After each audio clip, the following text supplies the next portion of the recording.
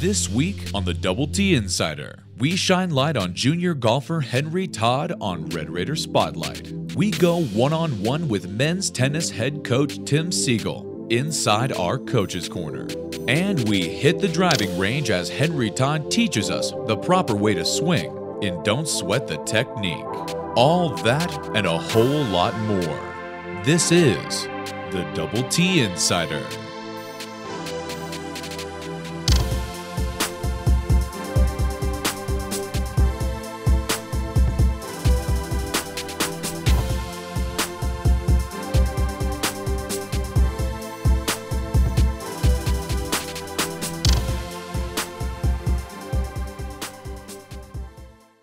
Hello and welcome into another edition of the Double T Insider. I'm Brett Brown alongside Caitlin Kravick, bringing you more inside access into Texas Tech athletics. We're kicking off this week's episode on the green with Henry Todd in our Red Raider Spotlight. Here's the insider on the Texas Tech golfer from Trophy Club, Texas. When I was 3, I first started playing just because my dad was really into golf, and he wanted me to be into it. And a particular moment, I was in New York City when I was probably 5 years old, sitting at the Lion King on Broadway, practicing my golf grip, just sitting there, you know, going. So that's a moment that stands out, and it just really got into golf because of family. Growing up, I was a big fan of a guy named Brian Watts. He was just a good family friend who we've known for just so long. He played in Japan for a lot of years, made a bunch of money over there. Not a very well-known guy. On tour now, you know, I'm a big fan of Jordan Spieth just because I've known him for quite a few years. And then I do like Tiger Woods just because you gotta like the guy who's leading all the time. Coolest course was probably last week. The whole Texas Tech team got the opportunity to go out to Augusta National where they have the Masters every year. So we had a great time doing that. It was just surreal because you can just go to all of the places where all the historic shots, all the shots you've seen on TV. So you can see where everything happened. You know exactly what happened there, and it's just you visualize so much. So it's just that was the coolest part, just being able to like walk where the greatest have walked and see what they've done. Strongest part of my game is definitely ball striking. I feel like I hit a lot of fairways and greens, and whenever I can get the putter rolling, I score really well. So if I can just keep hitting it well, I usually tend to play well. I've shot 62 at a small golf course where one of our teammates is a member called Muleshoe Country Club, which is just a small little town golf course. You know, I was hitting it well. It's kind of a short course, so I had a lot of short irons into the greens. But on an actual golf course, or actual out, like at the Rawls, my best round 63. I always start practice with a 9-iron, so that's probably the one that I would go to. But the driver is the one that's the fun one to hit. I don't really do anything superstitious. I feel like my demeanor, I'm a pretty calm guy, so I try to stay just as me, who I am, and I think that does the trick pretty well. Luke Heath here with the Double T Insider doing Don't Sweat the Technique with Henry Todd on the Texas Tech golf team. All right, Henry, why don't you take us through here on the technique of a normal iron swing. All right.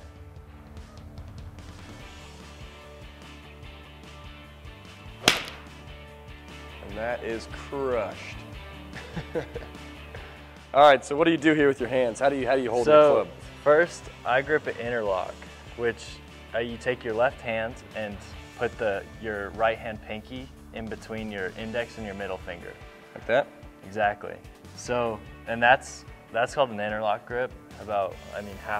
Half people do that. So that's the one I'm comfortable with. So I just do that, and you want to try to make sure you just see 2 knuckles on this hand so you don't have such a strong grip and you don't have a weak grip. Okay. So 2 knuckles, kind of when you look down at it, is what most people would say the best grip is. Then when I'm going through the swing, you know, you kind of have like a kind of wide stance for a firm base. How wide would you say? Would you say shoulder length? Shoulder width, probably for a 7-iron. Shoulder width, not anything too crazy. And one thing I really like to do is get a full turn. So I try to like really get behind the ball. So with that, you kind of almost start it with your left hand and just really want to get your back to the target. Okay, so you basically want your shoulder facing down. Yeah, you're Facing gonna almost toward the ground? exactly. So you're gonna kind of come back and get full turn, and then just a little pause at the top, and then hit straight through it. Straight through? All right, well, why don't you show us another one?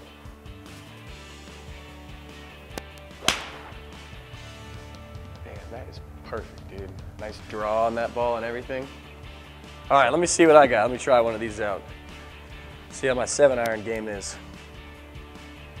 So I got my shoulders width apart. What about the ball and my stance? The ball you're gonna want to kind of have just Slightly in front or slightly middle? in front of the middle of your stance. Okay, so right about there, you say? Yeah. Right about there. Okay, I got the interlock grip. I'm gonna swing away. Oh yeah. Yeah? Okay. It's pretty good. Pretty good, all right. You need to, on the chip shot here, do we need to grip lower on the club? You know, Some people say you that. are Some people you say are to go gonna lower. want to try to go a little bit lower. Just maybe have like an 1.5 inches of room at the top. One thing I always do too is I always have a little bit narrow stance, and I play every kind of pitch shot off my back foot. Oh, okay, so, the absolute opposite, the opposite of the driver. Exactly. So I have like a narrow stance, play it off the back foot, and that way you can make sure you hit ball first. And I just think it's an easy way to control distance. Okay. So, all right, let's see. see what we can do here.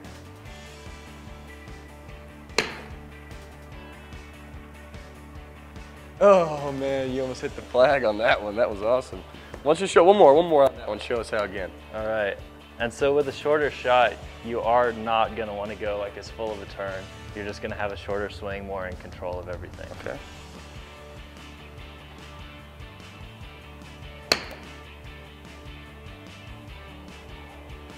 Awesome, man. Well, I'm gonna give it my try now. See what I got. See what I can do on this. Now, I hear some people say that. Do you loosen your grip? Do you want to hold? Some people say that they hold the club a little looser right here, like that. I've heard it too. I don't. No, I you just don't do it? keep everything the Keep same. everything the and same. Just keep consistency. A lot of less variables. Less whenever you do variables and that. less things to throw in there. Exactly. All right. Put my feet a little closer. On my back foot. Back foot. Inch down. Aiming for that little flag right there.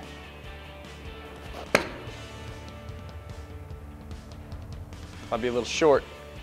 I'm about to do it though. Perfect. Thank you, Henry, for doing Don't Sweat the Technique today, man. Showed me a few pointers on the golf swing. Hopefully I can get out there and make the Texas Tech golf team. Put them to work. Thanks, man. Appreciate it. Thanks. Coming up next, DTI's Caitlin Kravik speaks with Tim Siegel in our Coaches Corner. And afterwards, we go on the clock with Red Raiders softball. But first, here's your Texas Tech Trivia question of the week. Which former pitcher for Texas Tech baseball went on to complete the 19th perfect game in Major League Baseball history? Is it A, Josh Tomlin, B, A.J. Ramos, C, Dallas Braden, or D, Chad Bettis? The answer to the Texas Tech Trivia question of the week will be coming up later in the show. Stay tuned, because after the break we'll be coming back with more of the Double T Insider. This is you. You want to be a director in Hollywood? Maybe you want to capture someone's attention on a 30-second spot. Maybe you'd rather be a social media manager, or you want to sit behind the World News desk. You can do that here at the College of Media and Communication at Texas Tech University with a degree in advertising, electronic media, journalism, media strategies, or public relations. From here, it's possible.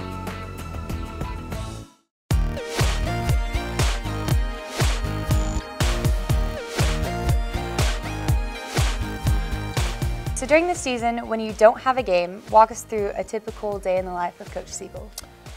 Well, for example, today we will practice indoors at 2:30 at the Falls Tennis Club. If it's nice outside, we're at the McLeod Tennis Center. Generally practice at 2:30 to about 5, and the players go in to lift weights. Prior to that, we may do an individual practice once an hour or two, and then do a lot of paperwork and just getting ready for recruiting as well as upcoming season. So it's a full day for sure. Okay, and you were a member of the men's tennis team at the University of Arkansas when you were younger. What did you learn as a student athlete that you use today with your players?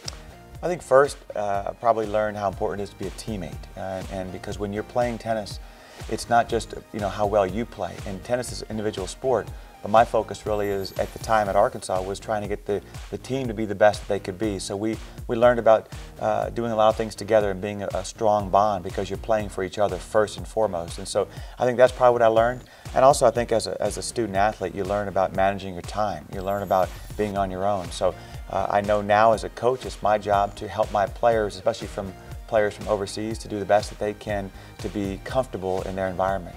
After coaching at 3 different universities, as well as professionally, what is the thing you've learned from coaching that just really hits home for you the most? I think that we're impacting these kids' lives, not just trying to improve their tennis, but I'm also trying to help them become better people and more prepared for life after school, life after tennis. My impact maybe is greater when they leave, when they realize being on time and working hard are things that apply not only to tennis, but also in their future endeavors. And saying that the team has kept a phenomenal GPA since you've been here, is that something that you just really highly stress, is grades and academics? Well, I think they go hand in hand. I've never had a player that was very disciplined on the court and not in the classroom, or vice versa. So I need to have disciplined players that do well in school and also on the tennis court. So there's no doubt that those things go hand in hand, and I'm looking for people that want to do well in school. I've been fortunate to get those types of players. I know that in order for us to be successful, we've got to be successful in the classroom. You came to Texas Tech in the early 90s. What were your first impressions of Lubbock, and could you imagine being here for over 20 more years? Well, I played against Texas Tech in 1983, 4 and 5, or 4, 5, and 6. So I knew Lubbock, and when I visited, I knew that this was a place that really had potential. And what I love about Texas Tech after being here 22 years, when I first started, it was more of a stepping stone job for a lot of coaches. Today, it's a job where people look at it as a dream job. They want to be here. We've got all the resources. We've got tremendous administration supporting us, great facilities. I think McLeod Tennis Center is one of the best in the country. So I feel very blessed to be here, and I'd really rather be nowhere else. After retiring as a head coach, looking back, what do you want your legacy to be on the Texas Tech men's tennis program? I think for me, it's just more or less just that I gave everything I could to the university. My focus is more about supporting all the teams and being involved in a great place like Texas Tech.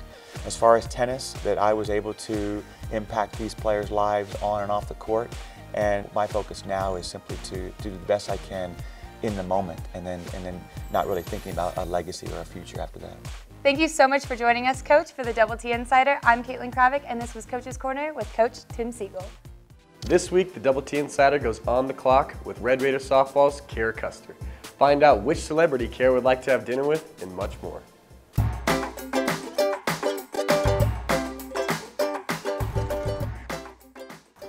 Double T Insider here, and we're about to go on the clock with Kara Custer, a game where I give her 10 scenarios that she has to answer to the best of her ability, all within 60 seconds. All right, are you ready for this? Yeah. Okay, 60 seconds on the clock, please. If I could teleport back in time, I would travel to... Hawaii.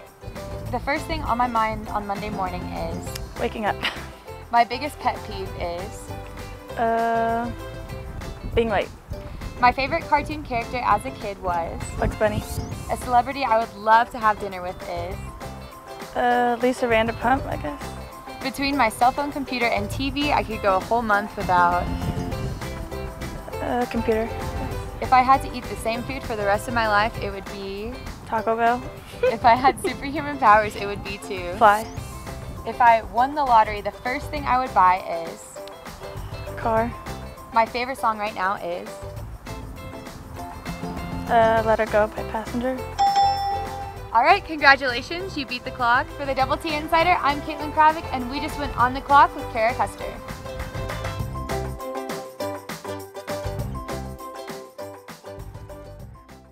After the break, we're coming back with our best tweets of the week. But first, see which answer gets eliminated from the Texas Tech Trivia Question of the Week. It's time to eliminate an answer from the Texas Tech Trivia Question of the Week. Earlier we asked, which former pitcher for Texas Tech baseball went on to complete the 19th perfect game in Major League Baseball history? Your options were A, Josh Tomlin, B, A.J. Ramos, C, Dallas Braden, or D. Chad Bettis? The answer that is not correct is D. Chad Bettis. The correct answer to the Texas Tech Trivia Question of the Week will be revealed later in the show. Don't go away, because there's more Double T Insider coming up after the break. This is you. You want to be a director in Hollywood? Maybe you want to capture someone's attention on a 30-second spot. Maybe you'd rather be a social media manager, or you want to sit behind the World News Desk. You can do that here at the College of Media and Communication at Texas Tech University with a degree in advertising, electronic media, journalism, media strategies, or public relations. From here, it's possible. Each week for the Double T Insider, we pick the best tweets about Texas Tech athletics and air them on our show. This week we're featuring tweets about Red Raider basketball and National Signing Day. Tech student Olivia Ellis tweeted, "Proud of our Texas Tech basketball today. Hashtag love Tech and hashtag wreck 'em." And Tech grad Sarah Collar tweeted, "Way to go Texas Tech men's basketball. Y'all are awesome. Hashtag wrecked 'em." And Zach Martin tweeted at new recruit Justin Murphy, "Jay Murphy, glad to have you in red and black. Have to love recruits who love their school like this. Hashtag wreck 'em." And check back with us next week for more DTI tweet picks when your tweet could just be the one chosen. With another week of games in the books, here's a look at the upcoming games in Texas Tech athletics. On Wednesday, Lady Raider basketball will take on number 7 Baylor at the United Spirit Arena. The Lady Raiders are looking to avenge a loss from January 29th. Tip-off is set for 6:30 p.m. Red Raider basketball will be on the road to take on number 21 Oklahoma Wednesday. Tip-off is set for 7 p.m. and can be seen on the Big 12 Network. Texas Tech baseball opens their season at Dan Law Field at Rip Griffin Park Friday against Indiana. First pitch is set for 2 p.m. Lady Raider tennis returns to the McLeod Tennis Center Friday to take on Arizona. First serve is set for 3 p.m. Track and field will compete in 2 competitions this weekend starting on Friday. They will host and compete in the Red Raider Open Friday and travel to Fayetteville, Arkansas to compete at the Tyson Invitational Friday and Saturday. Events are scheduled to last all day. Red Raider baseball continues their opening weekend Saturday against Indiana. They will play 2 at Rip Griffin Park. First pitch is set for noon and 4 p.m. respectively. Texas Tech basketball will be on the road in Ames, Iowa to take on Iowa State. They are looking to avenge a close loss from earlier this season.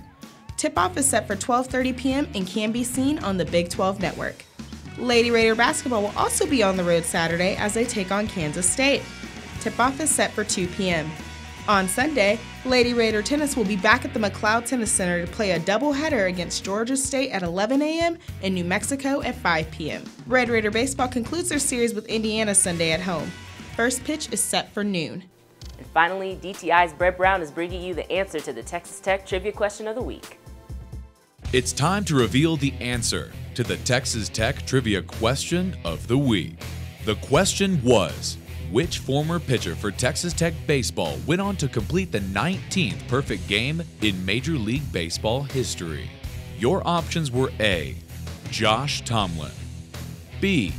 A.J. Ramos, C. Dallas Braden. The correct answer is C. Dallas Braden. On Mother's Day, May 9th, 2010, former Texas Tech pitcher Dallas Braden completed the 19th perfect game in Major League Baseball history. This has been your Texas Tech Trivia Question of the Week. Well, that's a wrap for this episode of the Double T Insider. Thank you so much for watching. Be sure to tune in Wednesday for the DTI Weekly Update on Texas Tech Athletics. And as always, be sure to like the Double T Insider on Facebook, follow us on Twitter, and search for the Double T Insider on YouTube to watch all of our episodes. For Brett Brown, I'm Caitlin Kravick. Thank you so much for watching, and we'll see you next week.